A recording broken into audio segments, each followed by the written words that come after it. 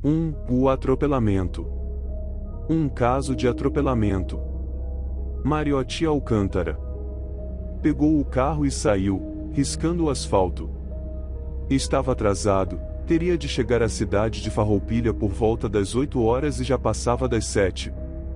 A distância a ser percorrida, saindo de Montenegro, era de 70 quilômetros, por isso resolveu ir por um atalho, que diminuiria a distância em 10 quilômetros.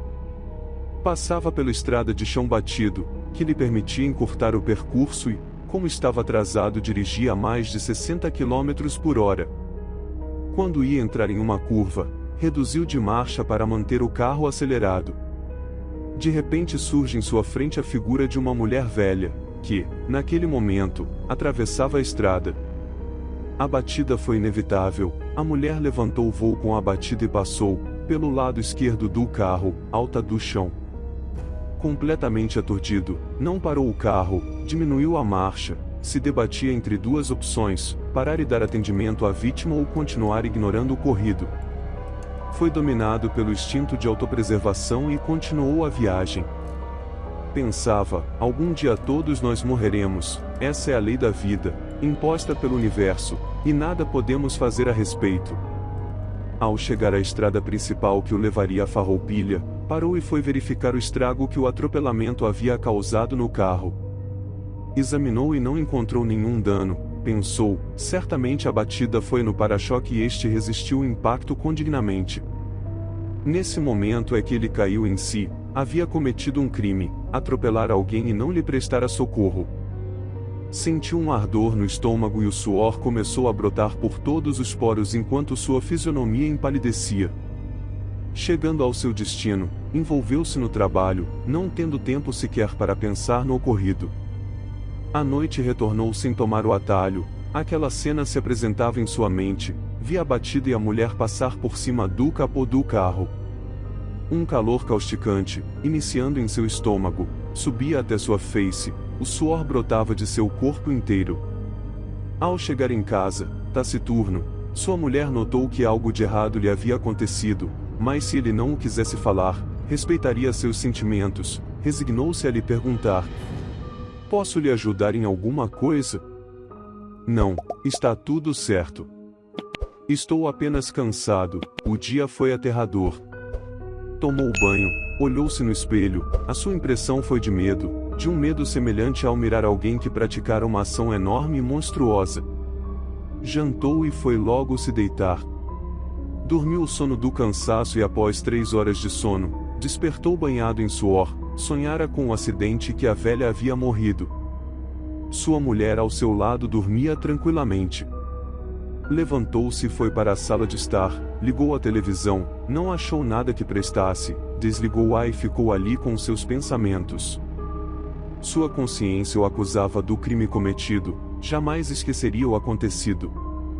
Esperou o amanhecer, resolvera que compraria os principais jornais da região para ver se havia notícias do acidente. Todos os jornais que comprará não noticiavam nada sobre o acidente, pensou. Num lugar ermo como aquele, não haveria nenhum repórter para ser chamado. De certos parentes a socorreram, sabe lá a Deus o que aconteceu após o acidente. Não tinha disposição, alguma coisa não lhe fazia bem no estômago. Passou o dia todo se contorcendo com pontadas de dor. Os dias foram passando e ele, cada vez mais aturdido com o acontecimento, sua consciência era implacável, acusando-o, hora após hora, dia após dia. Somente quando estava trabalhando é que não tinha sequer tempo de pensar, mas à noite não conseguia dormir um sono reparador. Duvidava de que jamais pudesse refazer-se do choque, que jamais pudesse recuperar-se do horror da tragédia. Comia pouco, dormia menos, sentia a amargura corroê-lo por dentro. Sentia-se cansado e deprimido, até andar parecia um esforço. Seus pensamentos eram, às vezes, incoerentes, parecendo que em pura abstração revivia o acidente. Finalmente compreendeu que tinha de continuar com sua vida e seu trabalho. Estava ansioso por uma palavra amiga ou um dito que desanuviasse a preocupação que o consumia. Na sua confusa aflição, deu um passo para a definitiva solução de sua angústia. Sendo católico, iria se confessar no sábado, contaria tudo ao vigário e pediria humildemente que Deus o perdoasse. Padre, perdoa-me porque pequei. Atropelei uma mulher e não parei para lhe prestar socorro, e agora minha consciência me acusa de quem sabe havê-la matado. Com a confissão esperava ele que sua consciência o deixasse em paz, mas não foi o que aconteceu. Sistematicamente acordava de madrugada coberto de suor, sem falar que de vez em quando sonhava com o ocorrido. Tinha que, de algum jeito, fazer com que sua consciência o deixasse em paz. Resolveu assumir o malfeito e foi se denunciar à polícia. Registrou o boletim de ocorrência e foi falar com o delegado. Após contar nos mínimos detalhes tudo o que havia acontecido, o delegado lhe disse: "Pois bem, senhor Alcântara, vou proceder à diligência para verificar quem foi a vítima e apurar o que lhe aconteceu. Enquanto isso, não sai da cidade." 15 dias depois, Mariotti Alcântara foi chamado à delegacia de polícia. "Sente-se, senhor Mariotti", disse-lhe o delegado. "O senhor toma algum remédio para o sistema nervoso?" "Não, senhor." "Por que a pergunta?" "Acontece que o senhor certamente está tendo alucinações. A diligência feita no local e nas proximidades concluíram que não houve nenhum atropelamento naquele lugar nos últimos 5 anos. Senhor, sabe que pode ser indiciado por falsa declaração de culpa, fazendo o Estado gastar em diligência de um fato que não aconteceu." "Não é possível, senhor delegado. Eu tenho a mais absoluta certeza de que tudo aconteceu como havia lhe contado." "Tem certeza de que o senhor não imaginou simplesmente o acontecimento, sem que ele tenha acontecido realmente?" "Não, senhor delegado, eu tenho a mais absoluta certeza de que tudo aconteceu como lhe contei." Retornando à sua casa, parecia que sua consciência o havia deixado em paz, sentia-se mais leve, como quem havia tirado um peso enorme dos ombros. Os meses se passaram e ele teve de viajar a Flores da Cunha, e mais uma vez estava atrasado. Desta feita levaria mais de 1h30 de Montenegro ao seu destino, por isso resolveu pegar o atalho de estrada de chão. Quando se aproximava do local fatídico, em que havia atropelado a senhora, instintivamente diminuiu a marcha e quando fez a curva, lá estava a senhora atravessando a estrada. Freou o carro o máximo que pôde e este parou a menos de 1 metro da senhora. Desceu e foi ter com a idosa, perguntou se ela estava bem. Acompanhou-a até sua casa, que ficava ali próximo. Enquanto caminhavam, perguntou se há uns 7 meses aproximadamente, havia tido ali um atropelamento, naquele mesmo lugar. A velha respondeu-lhe que nunca alguém tinha sido atropelado naquele lugar, ela seria a primeira se não tivesse parado o carro. Mariotti Alcântara pensou: tive uma nova oportunidade, por isso nunca mais viajarei em velocidade não recomendada e nunca mais terei pressa quando estiver dirigindo. Explicação de origem. Caro leitor, você já ouviu falar em abstração? Vamos tentar explicar, abstrair e levar o nosso pensamento a um evento que poderia ter acontecido, mas que na verdade não aconteceu. Por exemplo, você está viajando de carro e em dado momento há um quase acidente. Você fica em estado de choque com o acontecido. Nesse momento, seu cérebro forma em sua imaginação os acontecimentos que poderiam ter acontecido. Então você vê a cena como ela deveria ter acontecido. Isso já aconteceu comigo por diversas vezes. O que me levou a escrever este conto? Na verdade, nosso personagem, no momento do suposto acidente, teve uma abstração tão real que lhe pareceu ser tudo verdadeiro, o que lhe serviu em uma próxima vez para ter o cuidado necessário para evitar o acidente, ou seja, dirigir adequadamente. 2. A mão. Era o primeiro dia de aula na universidade. Ele chegou à sala de aula, era alto e magro, um começo de calva, barba rapada, ar circunspecto. Suas maneiras eram frias, modestas e corteses, a fisionomia um pouco triste. Um observador atento podia adivinhar que por trás daquela impassibilidade aparente ou contraída havia um ser enigmático. Os alunos se aglomeravam na sala. Tirou o paletó e o colocou sobre a classe. Retirou a pasta que carregava a tiracolo, e a colocou sobre o casaco que havia colocado sobre a mesa. Saiu e foi ao bar tomar um refrigerante, pois ainda era cedo e o mestre não havia chegado. Ao retornar à sala de aula, viu que a pasta não mais estava sobre a mesa. Pegou o casco e o vestiu. Olhou para o lado e viu 2 alunos e uma aluna, que cochichavam e olhavam para ele.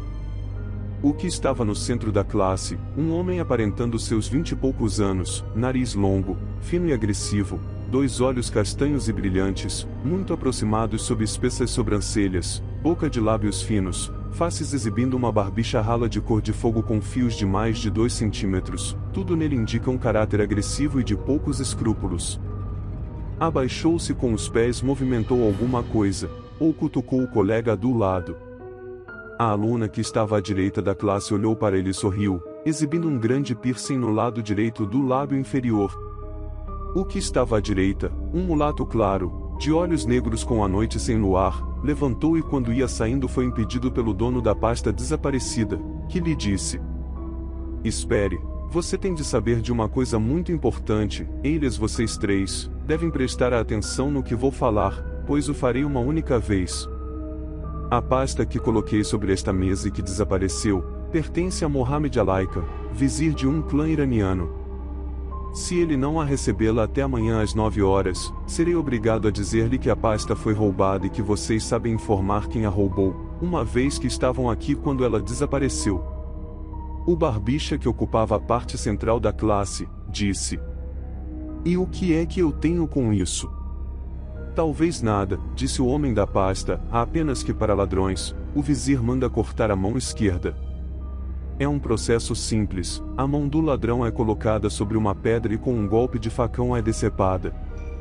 Eles dobraram a risada, o barbicha chegou a esfregar a barriga de tanto rir. Nisso o mestre adentrou na sala, colocou seus pertences sobre a mesa e disse: "Hoje falaremos sobre..." Após a aula o homem da pasta saiu, sem nada dizer. Os 3 suspeitos o seguiram até que ele pegou um táxi e sumiu.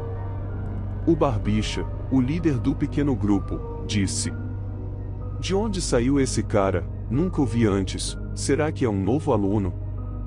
O negro disse: "Vamos abrir a pasta e ver o que ela contém.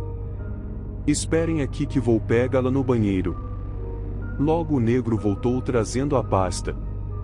"Vamos ao bar ali na esquina e lá abriremos a pasta, aposto que está cheia de dólares", disse o homem de barbicha.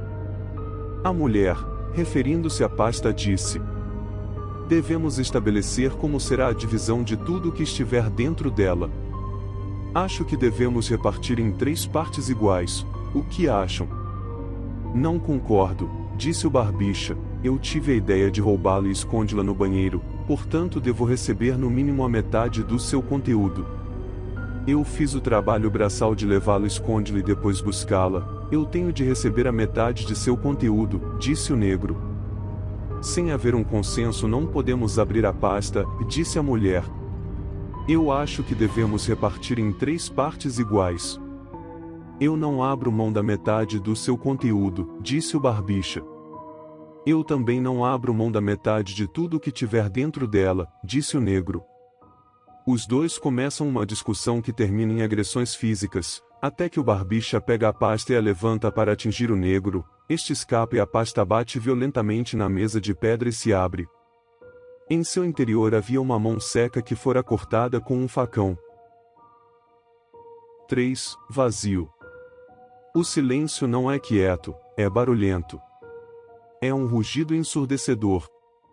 Eu já experimentei o sossego antes, eu sempre inicio o meu trabalho às 04h00 minhas, e eu costumava achar que o silêncio é o barulho que sai dos postes de eletricidade enquanto eu caminho, alguns pássaros cantando, cachorros ou raposas uivando longe dali, o vento quente delicado e mais 1 milhão de coisas que você não consegue notar.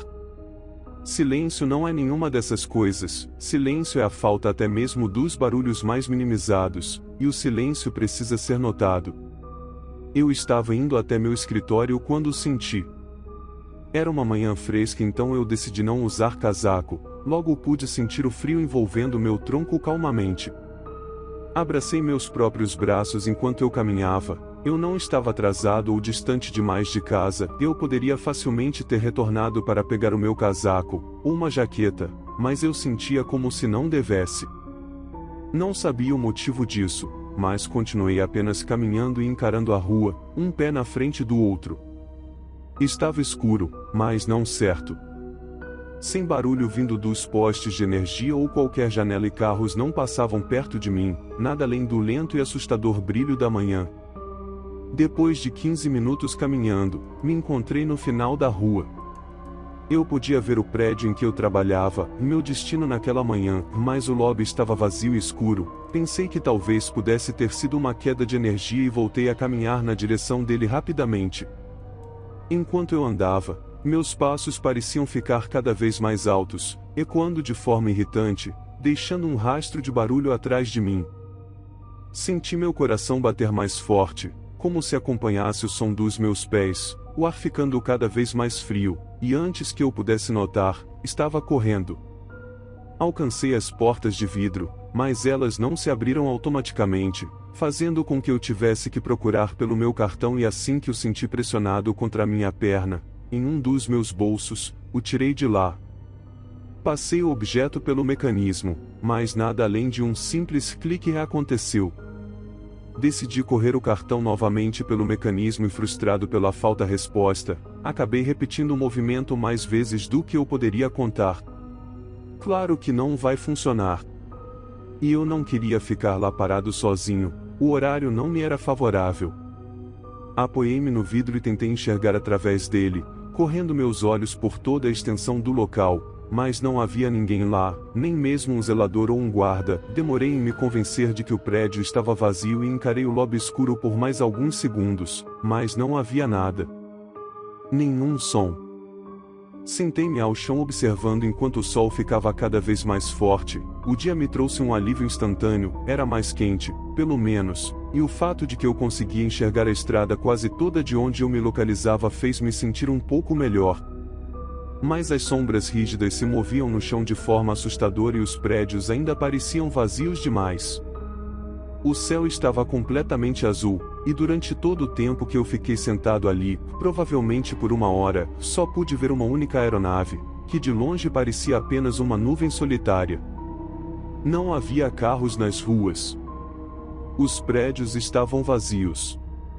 Depois de mais algum tempo me coloquei de pé e decidi voltar para casa. Exposta à luz do sol, a cidade parecia mais deserta do que antes, as estradas pareciam se esticar infinitamente, os prédios pareciam apenas borrões gigantes.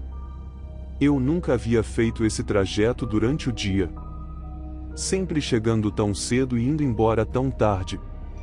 Tudo estava estranho, tudo era cinza, eu nunca havia notado antes, mas o mundo todo é cinza. O silêncio sempre esteve atrás de mim. A jornada levou mais tempo do que o normal, ou talvez o silêncio e a calma pairando em todo o caminho fez o trajeto parecer maior. Estremeci quando alcancei meu prédio, abri a porta e caminhei preguiçosamente pelos degraus, os mesmos degraus que eu uso todos os dias, mas até isso parecia diferente. O barulho das luzes quase estragadas do corredor, barulho de TV ecoando pelas paredes, vozes abafadas de parentes discutindo em outros apartamentos, e eu sentia falta daquilo. Alcancei minha porta e me apoiei nela, no intuito de procurar pelas minhas chaves, mas ela se abriu rapidamente e eu senti meu coração parar. Entrei no apartamento devagar e lá dentro eu parecia sentir mais frio do que fora. Olhei para todos os lados, mas nada estava fora do lugar, então eu caminhei até alcançar a sala. Minha TV, meu PS3 e meu notebook ainda estavam ali e eu respirei aliviado, dando a volta e indo até o meu quarto. A porta estava quase fechada, mas assim que eu a empurrei, a luz do dia invadiu o cômodo e a coisa que lá estava, se moveu. Magro e com os olhos brancos, se virou para onde a luz entrava. Parecia assustado por um momento e eu decidi correr em direção dele, medo sendo subitamente substituído por raiva, mas por mais rápido que eu tenha tentado alcançá-lo, a única coisa que pude ver foi um vulto vermelho passando pela minha janela. Aproximei-me da janela e encarei a rua, conseguindo ver o que parecia um homem nu e sujo entrando em um dos becos próximos dali. pisquei, tentando focar no meu próprio quarto. Novamente, nada ali parecia fora do lugar e por até mesmo uma fração de segundo eu tentei me convencer de que não precisava me preocupar. Foi aí que eu vi as pegadas. Sangue, desde a janela e no chão do quarto até a janela novamente. Pegadas grosseiras, vermelhas e feias pairavam ali, meu estômago embrulhou de vez e a única coisa que eu pude fazer naquele momento foi sair de lá. Voltei para a sala fechando todas as portas atrás de mim e não retornei para o meu quarto. Entrei no meu closet, peguei um taco de beisebol que eu não usava desde os 12 anos de idade e sentei-me em uma cadeira. Eu podia sentir o suor escorrendo pela minha testa, e minha cabeça coçava de forma irritante. Cada vez que eu coçava, ficava pior, mas minha respiração e meu batimento cardíaco pelo menos haviam voltado ao normal enquanto eu caminhava pela casa. Senti fome, mas como sempre minha cozinha estava vazia. Eu sempre faço minhas refeições no trabalho ou no restaurante mais próximo, mas naquele dia isso estaria fora de cogitação, e a fome ainda prevalecia. Então, eu decidi sair. A escadaria estava vazia, mas o clima parecia pior e mais frio. Eu andava como se estivesse me escondendo de alguém e não podia evitar o impulso de procurar por pessoas a cada degrau que eu descia. Quando finalmente alcancei a rua, senti meus braços coçando novamente, mas ignorei aquilo e fui em direção ao mercado mais próximo dali, até alcançar o beco que o invasor havia usado para fugir.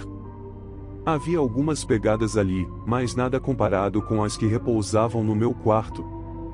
Continuei caminhando e observando o chão, mas assim que tirei meus olhos do asfalto, eu o vi. Ele estava parado na estrada ao final do beco, a apenas alguns metros de distância de mim. Meus dedos se fecharam fortemente ao redor do bastão.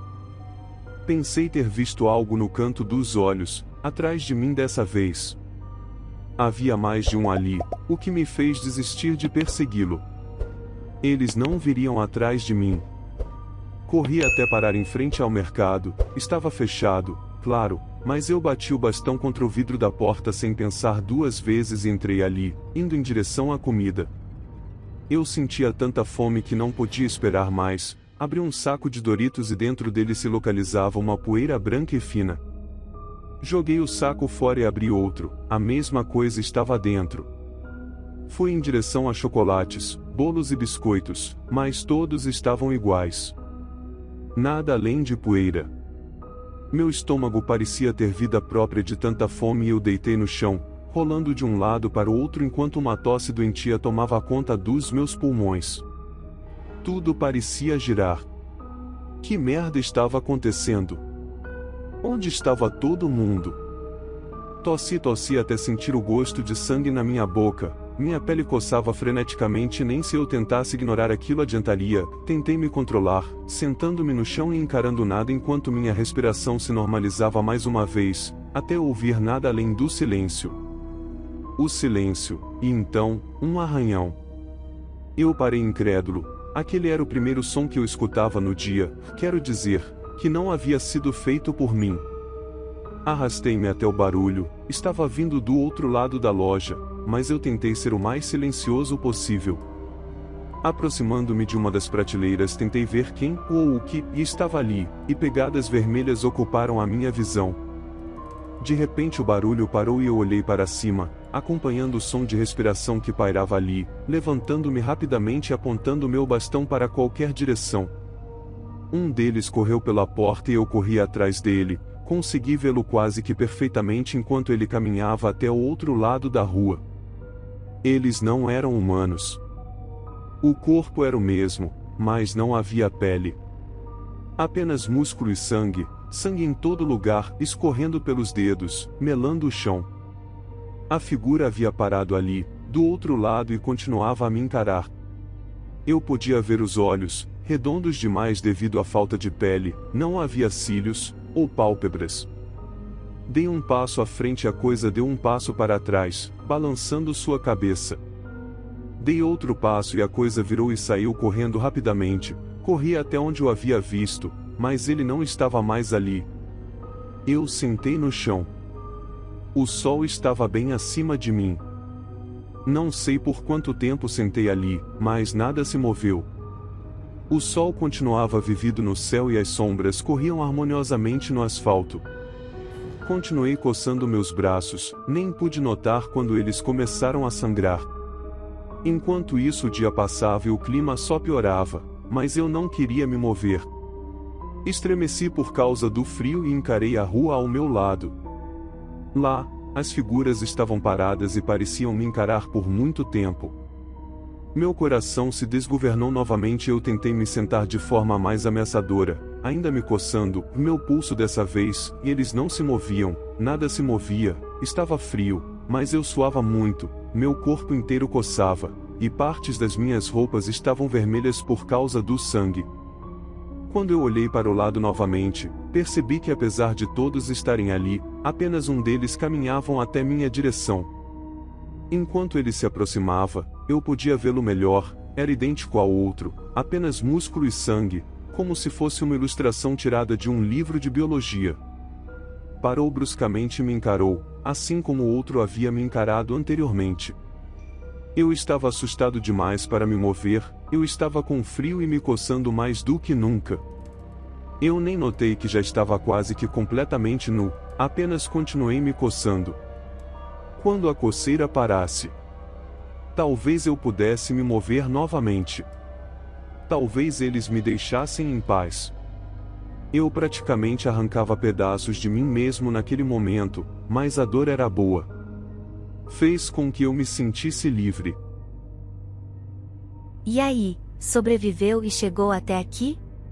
Se sim, comente qual história você achou mais assustadora. Vou ler todos os comentários, quero ver todos comentando. Verifica também se você deixou seu gostei no vídeo.